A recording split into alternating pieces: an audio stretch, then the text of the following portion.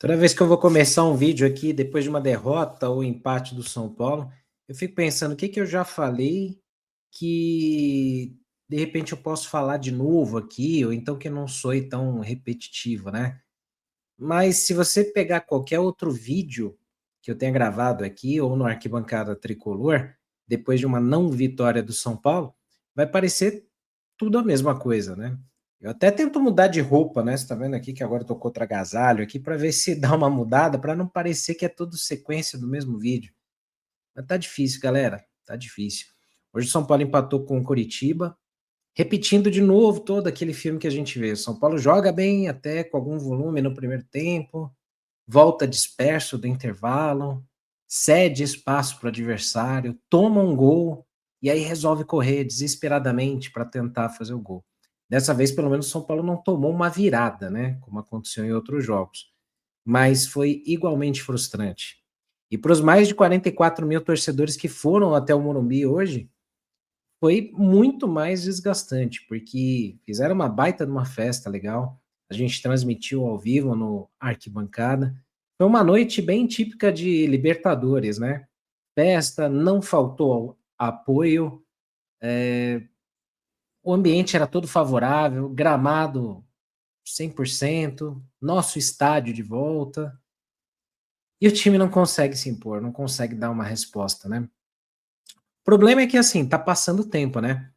Essa foi a 23ª rodada, o São Paulo precisa ainda de mais 18 pontos, tem mais 15 jogos pela frente, alguns jogos bem complicados, tem 3 clássicos pela frente, um contra o Santos, que o mando é nosso, ainda não tem data marcada, um contra o Corinthians, que vai ser na Vila Belmiro, onde talvez os dois times sejam visitantes ali, não vai ter, por mais que o mando seja nosso, não vai ter aquele clima de, pô, estamos jogando em casa, vamos meter uma pressão no Corinthians, não vai ser isso. A Vila Belmiro deve comportar umas 12 mil pessoas, 11 mil pessoas, mesmo que lote todos os espaços, não sei se vai ser um clima hostil ou tão favorável para esse time. E depois a gente ainda tem um clássico contra o Palmeiras na casa deles. Então, tá bem complicada a situação do São Paulo aí. Temos uma sequência aí que teria alguns jogos viáveis, né? Chapecoense fora de casa, é obrigação São Paulo ganhar, tem que ganhar do Lanterna do campeonato. Pega o Bragantino, que tá indo bem, vai ser em casa, vai ser no Morumbi, e depois o Atlético Mineiro, no Morumbi também. Só que o Atlético sempre apronta para cima do São Paulo, e o São Paulo não ganha dos caras faz tempo, lá ou aqui, né? Aqui até ficou um longo jejum, né?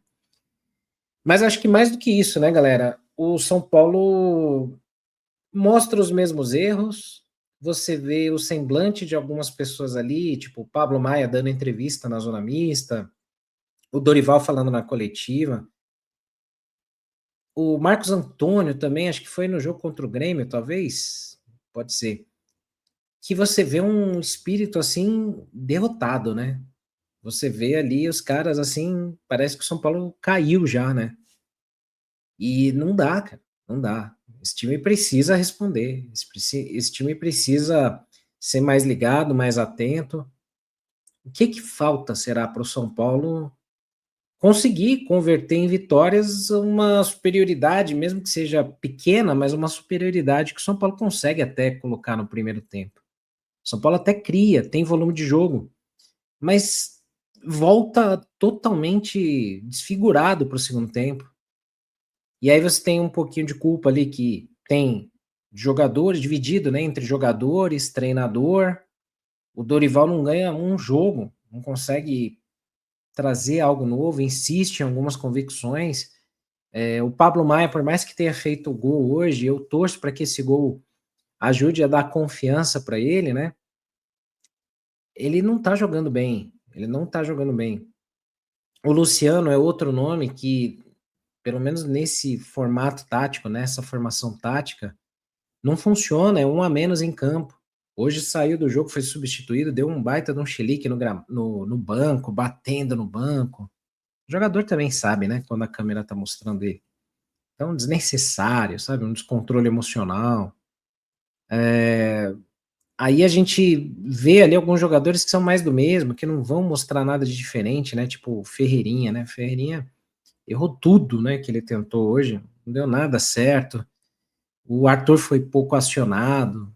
O Wendel é um jogador também que não, até hoje não mostrou nada, né, para o São Paulo. Poucos bons jogos com a camisa do São Paulo, muito pouco pela expectativa.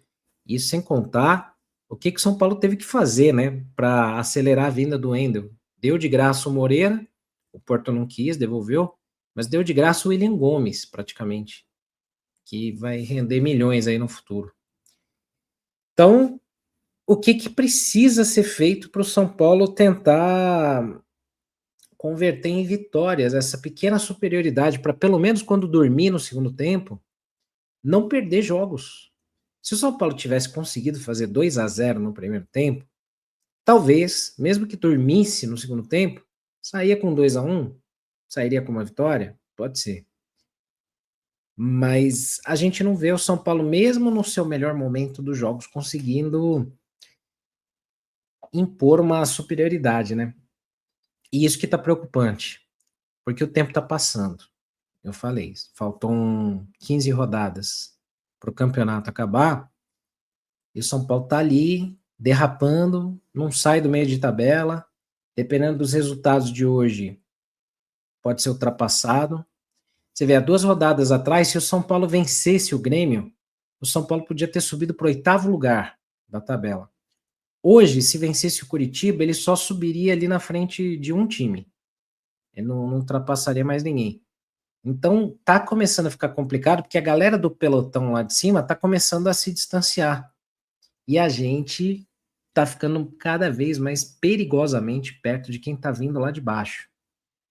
Isso não pode acontecer na reta final do campeonato. Ainda mais sem o Morumbi com tanta frequência que a gente esperava ter, né? E um time que não tá conseguindo se impor. Os reforços que chegaram até que estão mostrando um nível de qualidade surpreendente, né? O Newton foi relativamente bem lá na Bolívia, e no jogo de hoje eu achei até que ele não deveria ter saído. O Iago entrou e já foi melhor do que o Wendel, acho que ele vai tomar essa vaga de titular.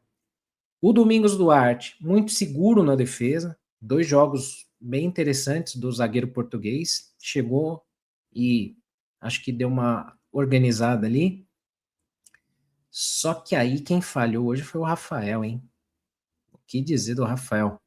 O Rafael, ele é complicado, porque ele é um cara que ele faz algumas defesas, assim, você fala, caramba, salvou o São Paulo, garantiu pontos para o São Paulo em vários momentos. Isso não dá para a gente ignorar, não. Mas ao mesmo volume que ele faz defesas, assim, bem difíceis, ele tem tomado uns gols, cara, que, olha, tá difícil. Só que no jogo de hoje, contra o Curitiba, foi pior porque, assim, o gol foi falha dele, né? A bola foi cruzada, fez uma curva ali, ele saiu mal e tal, falha dele. O problema é o pós-falha. Ele, ele parece que desmoronou, né? Psicologicamente, parece que ele desmoronou. E aí ele teve 2 lances seguidos que ele tocava uma bola na fogueira ali pro Arboleda, saindo ali mal. E aí a própria zaga começou a ficar meio tensa, né? Porque não tinha mais como recuar a bola para ele estava sem confiança. E o goleiro sem confiança, eu falei na transmissão do Arquibancada Tricolor hoje, dá um tanto quanto um Jandrei feelings, sabe? Aquele sentimento de Jandrei no gol, que você não podia recuar a bola, que você falava, putz, vai dar merda.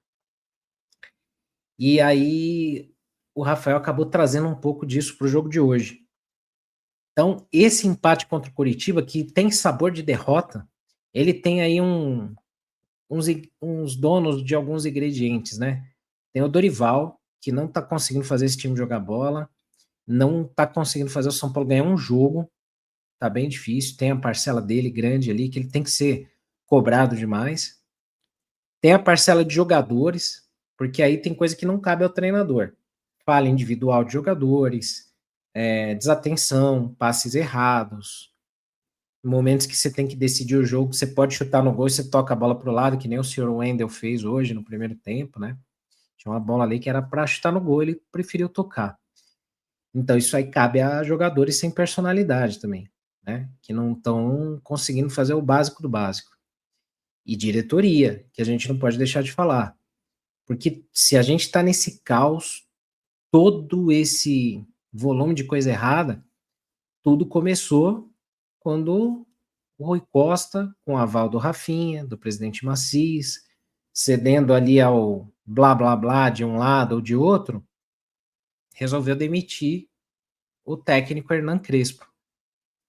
Eu sei que muita gente pode falar, pô, mas aí você é viúva do Crespo, o Crespo tá onde hoje?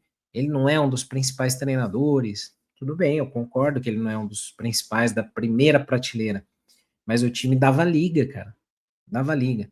Então, se acontecer qualquer coisa de ruim com o São Paulo esse ano, e eu espero que não, torço demais para que não aconteça. Quando eu falo coisa de ruim, é rebaixamento, goleadas, Deus o livre. Mas a responsabilidade disso foi de quem resolveu mexer num time que estava dando liga, que estava certo. Não ia ganhar o Campeonato Brasileiro, podia não ficar muito tempo ali na parte de cima da tabela e tal, mas não ia brigar pelo rebaixamento. Não ia, contra o rebaixamento, né? Não ia. Então, quando resolveram mexer no que estava dando certo, eles assumiram um risco e contrataram um treinador que não tinha credenciais para ser melhor do que o anterior, que era o Roger Machado, e contrataram o Dorival agora muito mais por gratidão ou por sentimento de gratidão pela Copa do Brasil de 23. Olha a sucessão de erros. E tem muita gente falando, não, mas tem que demitir o Dorival. Gente, não dá para demitir o Dorival hoje. Não tem como demitir mais um treinador agora na reta quase final do campeonato. Os efeitos podem ser piores ainda, sabe? Até porque não tem ninguém com qualidade disponível no mercado. Então, a gente vai ter que tentar passar de ano com o que tem. A sensação é de um aluno que não estudou, tem uma prova ferrada, ele está desesperado porque ele tem que tirar uma nota média para poder passar de ano, e ele não estudou. Essa é a sensação que a gente está tendo como torcedor do São Paulo. Será que a gente evita o pior? Será que a gente consegue escapar do maior vexame da nossa história? Que aí depois sim, a gente vai aqui analisar e criticar e pesar na cabeça de todo mundo que foi responsável por isso. Mas agora a gente tem que, de alguma forma, apoiar esse time, carregar ele de algum jeito, para fazer o que eles não conseguem fazer em campo. Para que pelo menos com o apoio do torcedor, eles possam escapar da maior vergonha que um time de futebol pode ter, que é um rebaixamento. E eu rezo, torço muito para que o São Paulo não tenha que passar por isso. E você, o que você acha? Acha que o São Paulo consegue escapar, passa de ano, sem sustos? Será que a gente encontra mais uns 3 times aí no campeonato que façam um trabalho melhor para ser rebaixado do que o trabalho todo que o São Paulo está fazendo? Todo o checklist que o São Paulo está seguindo para o rebaixamento? Comenta aí que eu quero sua opinião. E, de novo, isso aqui não é um vídeo de ninguém dono da verdade, não tem edição, não tem roteiro nenhum. É só um desabafo pós-jogo, que tá começando a ficar frequente por aqui. E olha, tá difícil, viu? Cada vez mais eu tô com medo.